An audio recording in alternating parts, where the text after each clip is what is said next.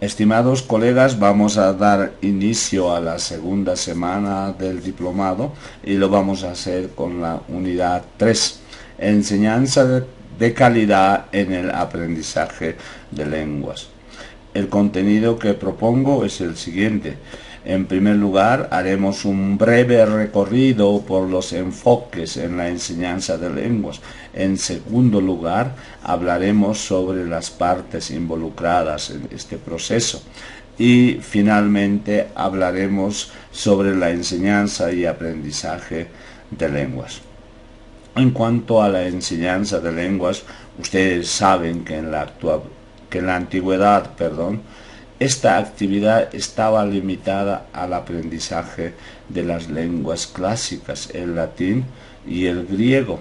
Pero esta situación cambia con las profundas transformaciones sociales y políticas de finales del siglo XVIII y principios del siglo XIX que se dan en Europa, sobre todo con la revolución industrial, lo que hace que se incrementen las relaciones entre países. Esto hace que surjan las primeras propuestas para la enseñanza de lenguas extranjeras.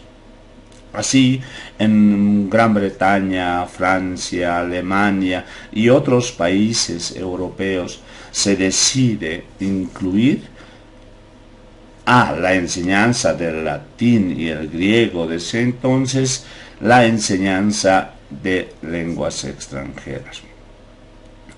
Otro hecho importante también es la desvinculación de la enseñanza de lenguas del ámbito estrictamente eclesiástico, puesto que los enfoques y métodos de enseñanza de lenguas estaban o giraban en torno a la enseñanza del latín y el griego. Pues bien, estos hechos narrados hacen que surjan las primeras propuestas de enfoques y métodos de enseñanza de lenguas. Vamos a ir mencionando rápidamente cada uno de estos. Uno de los primeros es el método de Grammar Translation Method.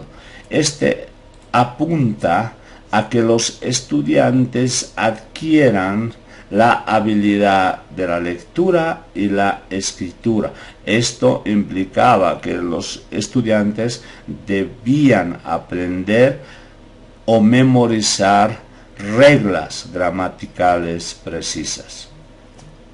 El segundo método es el de Direct Method, que está dirigido a que los estudiantes adquieran la habilidad de oír y hablar en la lengua que aprenden.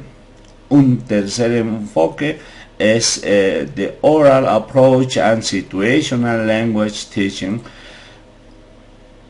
que considera las 3 P's: presentación, práctica y producción. ¿Qué quiere decir esto? Que los estudiantes deberían adquirir estas habilidades para entablar una comunicación en la lengua que aprenden. Vamos a seguir. Luego viene el método de Audiolingual Method. Este método considera que lo más importante es la comunicación. Entonces, los materiales didácticos que se diseñan apuntan precisamente al fortalecimiento de la conversación. Posteriormente surge el método de Natural Approach, que considera y hace una diferenciación de adquisición versus aprendizaje. Adquisición lo ve se ve desde este punto de vista como las habilidades para mantener una conversación. En cambio, el aprendizaje se ve como la interiorización de las reglas gramaticales que ayudan a mantener una conversación en la lengua que se aprende. Posteriormente tenemos el Communicative Language Teaching, el método comunicativo, como su nombre le indica. Para este enfoque lo más importante es la capacidad que tengan los estudiantes para comunicarse con otras personas. Este es el elemento esencial en este enfoque, que hasta aún se la aplican en muchas universidades y también en las nuestras. Con referencia a las partes involucradas en la enseñanza de lenguas, tenemos, por un lado, están los centros de enseñanza profesionales y por el otro lado están los estudiantes.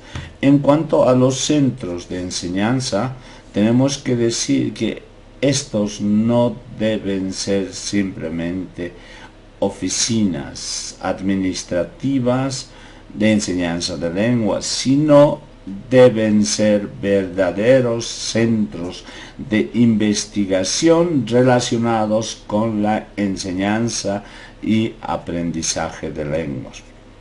Otra de las actividades que deben promover estos centros, es la profesionalización de sus profesores. Ustedes saben que no todas las personas que conocen o manejan dos lenguas pueden enseñar estas, sino que los profesionales dedicados a la enseñanza de lenguas necesitan formación permanente y habilidades para llevar adelante este trabajo. Con referencia a los estudiantes, debemos decir que al inicio de un proceso de enseñanza-aprendizaje, el profesional en la enseñanza de lenguas debe hacer un estudio de las características de los estudiantes, considerar, por ejemplo, la lengua materna. Otro aspecto importante a considerar es la formación, el origen de nuestros estudiantes, el estatus que tienen. Todos estos elementos nos van a permitir diseñar algunas estrategias que fortalezcan el proceso de enseñanza-aprendizaje de las lenguas. Bien, ahora pasamos a los modos de concebir la enseñanza-aprendizaje de una lengua extranjera. Existen dos modos de los cuales vamos a hablar ahora. En primer lugar tenemos el tradicional. Desde este punto de vista, la lengua se compone esencialmente de vocabulario, de reglas de construcción de palabras y de reglas gramaticales. Entonces, ¿qué es lo que hay que aprender? Son reglas que nos van a ayudar a mantener una conversación. Desde el punto de vista moderno, la lengua es el vehículo esencial de la comunicación, concebida para comunicar ideas, significados, informaciones, etc. Y se debe aprender practicando las habilidades y capacidades que exige el dominio comunicativo de la lengua. Desde este punto de vista, el moderno y el actual, lo más importante es la capacidad de comunicación con otras personas, y eso es lo que nosotros como docentes debemos lograr en nuestras clases. Teorías sobre cómo se aprende mejor una lengua extranjera. Tenemos dos teorías, también una teoría pasiva que considera que la construcción del conocimiento organizado y corregido es la mejor manera de aprender una lengua. Esto quiere decir que, por ejemplo, antes de emitir una oración o entablar una conversación, las personas internamente se corrigen. Y esto hace que no fluya la comunicación. El método activo o la teoría activa señala que mediante la actuación del estudiante en una comunicación real a través de la construcción de situaciones comunicativas y habituales se pueden lograr mejores resultados. En un proceso de enseñanza-aprendizaje, la consideración constante, por ejemplo, de errores suele frenar el proceso. Entonces, dentro del proceso de enseñanza-aprendizaje hay que prever etapas en las cuales el estudiante debe ponerse a pensar sobre sus errores y tratar de superarlos. Sobre las teorías del papel y función del docente, también tenemos diversos enfoques o perspectivas. Así tenemos, por ejemplo, el primero, el papel dirigista. El docente controla y dirige cada paso del proceso de enseñanza-aprendizaje e insiste en la memorización, en los ejercicios diarios y en la corrección de los mismos. El estudiante tiende o apunta a no asumir el aprendizaje como algo propio, dejándose llevar. Esta es una actitud pasiva del estudiante. Hacemos que el estudiante se limite simplemente a la adquisición de conocimientos y luego a la producción de esos conocimientos. Algo que creo que nosotros deberíamos cambiar. Como facilitador, la labor del docente es crear hábitos de estudio, dirigiendo al estudiante hacia un aprendizaje autónomo, de modo que el mismo estudiante sea quien busque materiales adicionales para su formación o aprendizaje de una lengua. El estudiante tiene la responsabilidad de su formación y él tiene que adoptar un papel activo, lanzándose a la improvisación, al uso libre, flexible y auténtico de la lengua que aprende en diferentes contextos. Eso es lo más importante, y nosotros como docentes tenemos que ayudar a que los estudiantes adquieran esos hábitos. Con respecto al papel de los materiales en el proceso de enseñanza-aprendizaje, vamos a ver estos desde un punto de vista tradicional.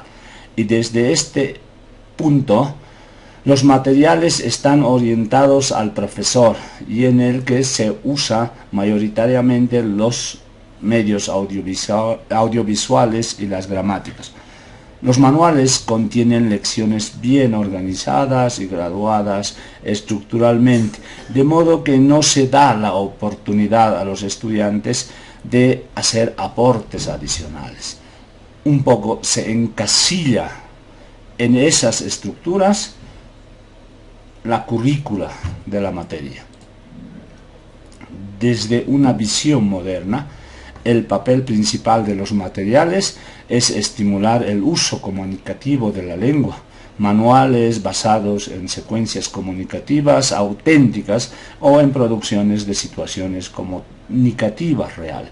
Entonces, La labor del docente, es propiciar, elaborar estrategias de aprendizaje que pongan a la lengua en contextos reales de uso, de modo que los estudiantes puedan hablar sobre cualquier tema en la lengua que ellos están aprendiendo. La acción evaluadora, creo que es una de las tareas pendientes, hacer una evaluación más precisa, más continua, vamos a decir. También, por ejemplo, se puede empezar con una evaluación inicial, formativa y sumativa, ¿ya? Entonces, el profesor o el docente que da una clase de lengua tiene que diseñar diferentes pruebas dirigidas, por ejemplo, a conocer las habilidades de nuestros estudiantes. Aquí les he puesto 4 habilidades: la escrita, oral, la lectora y el lenguaje hablado. Bien, con esto hemos terminado y vamos a hacer algunas puntualizaciones. Dentro del proceso de enseñanza-aprendizaje es importante, creo yo, profesionalizar a nuestros profesores, organizándoles seminarios de especialización. Otro aspecto importante es que en el momento de elaborar estrategias didácticas que apunten a mejorar la enseñanza de lenguas, es importante considerar o hacer un estudio de nuestros estudiantes. Bien, queridos colegas, eso es todo por hoy y esperen las actividades que van a salir de este video. Buenas noches.